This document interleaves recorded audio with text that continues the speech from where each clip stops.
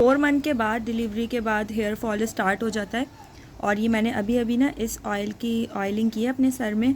मैं यही वाला ऑयल ना अभी फ़िलहाल यूज़ कर रही हूँ। जब से ये मेरे पास रिसीव हुआ है ना, जब से आपको नज़र आ रहा होगा ये हाफ़ हो चुका है। और इस पे बाल भी आपको नज़र आ रहे होंगे कि जब हेयर फॉल होता है ना, तो हर चीज़ में, घर की हर चीज़ में आपको बाल नज़र आ रहे होते हैं। हत्ता के खाने में भी फिर बाल आने लगते हैं, इतना ज़्यादा हेयर फॉल होता है। जो ख़वातीन पोस्टमार्टम हेयर फॉल एक्सपीरियंस करती हैं ना, उन्हें ये बखूबी अंदाज़ा होगा कि ये तो बहुत कम है।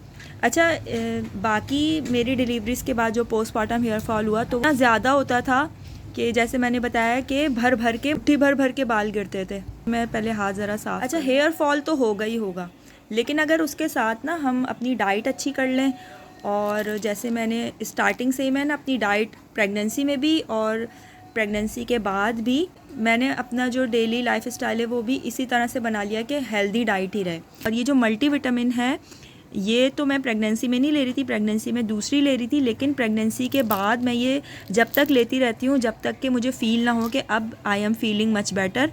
तो जब से हुस्ना हुई है, हुस्ना का 5 मंथ स्टार्ट हो गया है, बल्कि कंप्लीट होने वाला है, तो ये मेरी 3rd बॉटल है सरबैक्स जेड की, और ये मैं ले रही हूँ साथ साथ। और ऑयलिंग जो भी करते हैं, लेकिन फ़िलहाल मैं अभी ये वाला ऑयल यूज़ कर रही हूँ। तो ये जो है देखिए हाफ़ बॉटल हो गई है। अब मुझे इसके असरात सही से नज़र आना शुरू हुए हैं। हालांकि इसका मैं रिव्यू कर चुकी हूँ, लेकिन जहाँ ना मेरे बाल मुट्ठी भर भर के गिरते थे ना, अब वो मेरे बाल ना इतने हो गए। मतलब ये भी मेरे नज़र में बहुत ज़्यादा हैं, लेकिन मुझे लगता है कि इस ऑयल को यूज़ करने पर मुझे इंस्टेंट फ़ील हुआ है कि बाल पहले से, मतलब जो हेयर फॉल मैं पोस्टमार्टम में एक्सपीरियंस करती थी ना, उससे तो ये कम है। जहाँ कंघे में बाल भर भर के आते थे ना, अब वो बाल इतने नहीं आते। मतलब ये नॉर्मल आप इसको कह सकते हैं कि हेयर फॉल हो रहा है, जैसे हेयर फॉल होता है, एक सीज़न होता है हेयर फॉल का। और ये लीक होना शुरू हो गया, मैं इसको खड़ा जैसे मैंने पहले प्रेगनेंसीज़ में हेयर फॉल एक्सपीरियंस किया ना पोस्टमार्टम, उसके मुकाबले में ये वाला जो हेयर फॉल है ना, ये इतना ज़्यादा मुझे सीवियर नहीं लगा, बिकॉज ऑफ शायद डाइट तो खैर मैंने हमेशा अपनी प्रेगनेंसी से पहले और बाद में भी अच्छी रखी, लेकिन कह सकते हैं कि कुछ कंट्रीब्यूशन इस ऑयल का भी है। और इस ऑयल का मैं डिटेल रिव्यू जो है वो अपने हरीम क्लॉजेट चैनल पे कर चुकी हूँ। अगर आप लोगों को भी अपना फ्री कोई रिव्यू करवाना है, प्रमोशन करवानी है, तो आप लोग मुझे सेंड कर सकते हैं। इन बहन ने भी मुझे ये हेयर ऑयल सेंड किया था और मैंने फिर इसको यूज़ किया था 1-2 हफ़्ते। उस वक्त तो मुझे इतने रिज़ल्ट नहीं शो हुए, लेकिन अब इसको यूज़ करते हुए तकरीबन आई थिंक 2 महीने हो गए, 2 महीने से ज़्यादा ही हो गए, मुझे ठीक से याद नहीं है। तो अब मुझे फ़ील होता है कि हाँ, ये जो है ऑयल वर्क करता है। साथ साथ जो है मल्टीविटामिन और डाइट आपको अच्छी ठीक ठाक रखनी है। ये अब इस ऑयल का रिव्यू करते वक्त मुझे ख़याल आ रहा है कि मैंने इससे पहले Huma in the kitchen oil लिया था और वो अच्छा खासा एक्सपेंसिव था। उसके बावजूद मैंने फ़र्स्ट टाइम को इतनी बड़ी इन्वेस्टमेंट की थी, ख़ास तौर पे हेयर ऑयल पे। मैंने कभी भी हेयर ऑयल इस तरह से लिए ही नहीं। जब भी मैंने हेयर की तरफ मैंने तवज्जो देनी शुरू की तो मैं घर में ही कोई रेमेडीज़ या इस तरह से कुछ करती थी। लेकिन मैंने सोचा कि जब हरीम हुई थी ना, हरीम के बाद मैं वो हेयर लॉस फेस कर रही थी। जब मैंने वो हेयर ऑयल ख़रीदा था और मैंने उसकी पूरी वीडियो बनाई थी कि मैंने किस तरह परचेज़ किया, कोई मुझे फ्री में कहीं से नहीं मिला था, कौन मुझे फ्री में देगा, हुमा क्यों मुझे फ्री में देंगी। तो मैंने वो ख़ुद अपनी जेब से वो हेयर ऑयल परचेज़ किया और उसको फिर मैंने, उसकी एक वीडियो मैंने बनाई थी, उसमें मैंने दिखाया था कि मैंने परचेज़ करवाया था अपनी एक सब्सक्राइबर से एक्सपो सेंटर में, जो उन्होंने अपना हेयर ऑयल लॉन्च किया था, उसके बाद अपना जो स्टॉल लगाया था वहाँ से। क्योंकि हरीम छोटी थी, मैं जा नहीं सकती थी, तो मैंने मंगवाया था। उसकी पूरी मैंने वीडियो शेयर की थी और उसके बाद अनबॉक्सिंग के बाद मैंने उसका जो भी था वो अभी भी मेरे पास रखा हुआ है, तो वो मैंने एक वीडियो बनाई थी उसकी अनबॉक्सिंग की और उसमें शेयर किया था। और उसके बाद जब मैंने बोला था कि जब मैं इसको यूज़ करूँगी 1-2 हफ़्ते या महीने भर, उसके बाद फिर मैं इसका बिल्कुल ऑनेस्ट रिव्यू शेयर करूँगी, और मैंने किया था। और उसमें जिस तरह से मैंने इस ऑयल के बारे में जो भी अच्छी चीज़ लगी वो बताई, और जो भी चीज़ मुझे एवरेज लगी वो भी मैंने बताई, और जो चीज़ ख़राब लगी वो भी मैं बताऊँगी। तो मैंने उस ऑयल के रिव्यू में भी इसी तरह से ही किया था। मुझे उस ऑयल के रिव्यू के कोई पैसे नहीं मिल रहे थे, मुझे कोई प्रमोशन के कोई पैसे नहीं मिल रहे थे, मैंने ख़ुद ज़ाती तौर पे उसका रिव्यू दिया था। और ये बात मैंने हुमा इन द किचन उनके जो इंस्टाग्राम है उस पे मैंने उनसे बात भी की थी कि मैंने आपका ये ऑयल परचेज़ किया है, तो उन्होंने बोला था थैंक्स फॉर शॉपिंग। तो मैंने उस पर कहा था कि मैं आपके इस ऑयल का रिव्यू भी दूंगी अपने चैनल पर, तो उन्होंने मतलब खुशी का इजहार किया था। तो जब मैंने वो रिव्यू दिया और मेरे ख़्याल में जब उन्हें पता नहीं था, मैंने कोई लिंक विंक शेयर नहीं किया कि मैंने आपके ऑयल का रिव्यू दिया है, आप जाके चेक कर लें। उनको जब खुद ही से वो वीडियो शायद यूट्यूब पे मिली होगी, तो उन्होंने आई थिंक उस वीडियो को मेरे ख़्याल में 1-2 महीने ही हुए होंगे पब्लिश हुए हुए, उन्होंने उन दोनों वीडियोस को, एक तो रिव्यू वाली वीडियोस और अनबॉक्सिंग वाली वीडियोस, दोनों वीडियोस पे मेरे कॉपीराइट स्ट्राइक, दोनों वीडियोस को मेरे चैनल से डिलीट करवा दिया। वो अभी भी मेरे चैनल पर कॉपीराइट स्ट्राइक में पड़ी हुई हैं, डिलीटेड फॉर्म में है।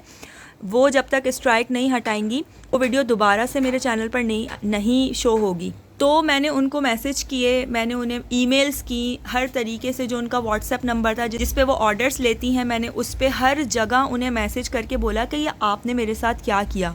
आपको अगर वीडियो डिलीट करवानी थी, मतलब क्यों वीडियो डिलीट करवानी थी, एक तो ये बात मुझे समझ नहीं आई। और ये सारी बातें मैं शेयर ही नहीं कर पाई क्योंकि जिस दौरान उन्होंने स्ट्राइक दी थी उस दौरान मेरी जो बड़ी बेटी है इंशरा, उसको टाइफाइड हुआ था, सिवियर कंडीशन में हॉस्पिटल में एडमिट थी। और उस दौरान 13 अगस्त को मुझे याद है कि मेरे चैनल पर स्ट्राइक्स आई हुई थी और 2 वीडियोस डिलीट हुई हुई थी। उसका स्क्रीनशॉट मैं यहाँ लगा दूँगी। तो जब मैंने अपने चैनल पर स्ट्राइक की वजह जाननी चाहिए तो मुझे ये लिखा हुआ नज़र आया कि आपके स्ट्राइक की, आपकी जो वीडियोस हैं डिलीट इसलिए करवाई गई हैं, हुमा ने इसलिए डिलीट करवाई हैं कि आपने उनकी पिक्चर यूज़ की है। मुझे इतनी ज़्यादा हैरत हुई इस बात पे कि मैं उनकी एक तो फ्री प्रमोशन कर रही हूँ, आई डोंट नो उन्होंने क्यों डिलीट करवाई। उन्हीं की प्रमोशन हो रही थी। किसी भी चीज़ का रिव्यू किया जाता है तो उसके प्लस पॉइंट और नेगेटिव पॉइंट दोनों शेयर किए जाते हैं। ऐसा नहीं है कि मैंने और भी उसके बाद भी मैंने यूट्यूब पे वीडियोस देखी जिसमें और भी लोगों ने वो ऑयल परचेज़ किया। सबसे पहले मैंने रिव्यू दिया था और उस पर मैंने थंबनेल पे लिखा भी था कि फ़र्स्ट टाइम ऑन यूट्यूब कि हुमा इन द किचन का ऑयल जो है वो रिव्यू हुआ जा रहा है। लेकिन उसके बाद मेरी डिलीटेड वीडियोस जब यूट्यूब पे नहीं शो हो रही थी, दूसरी रिव्यू वीडियोस अभी भी पड़ी हुई हैं और उसमें सिर्फ़ और सिर्फ तारीफ़ की गई है कि ये ऑयल बहुत अच्छा है, ये ऑयल आप लोग यूज़ करें। ठीक है, अच्छा तो था वो, लेकिन कुछ माइनस पॉइंट्स भी थे जो मैंने शेयर किए थे।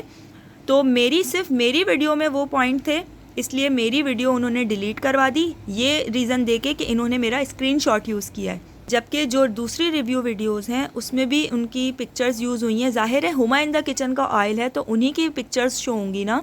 मैं कोई ख़ुद से बिज़नेस नहीं कर रही थी, मैं उनका ऑयल रीसेल नहीं कर रही थी, सिर्फ मैंने रिव्यू दिया था। खैर मुझे बहुत ज़्यादा उस वक्त तो बहुत ज़्यादा अफसोस हुआ और मुझे नहीं समझ आया कि लोग ऐसा क्यों करते हैं।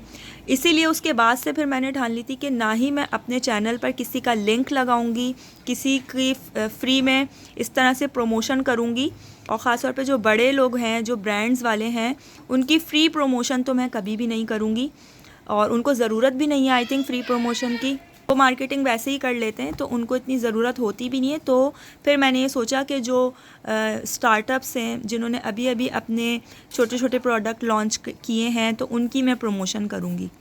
खैर ये एक बात थी जो मुझे काफ़ी अरसे से शेयर करनी थी, तो इस ऑयल के बहाने वो शेयर हो गई।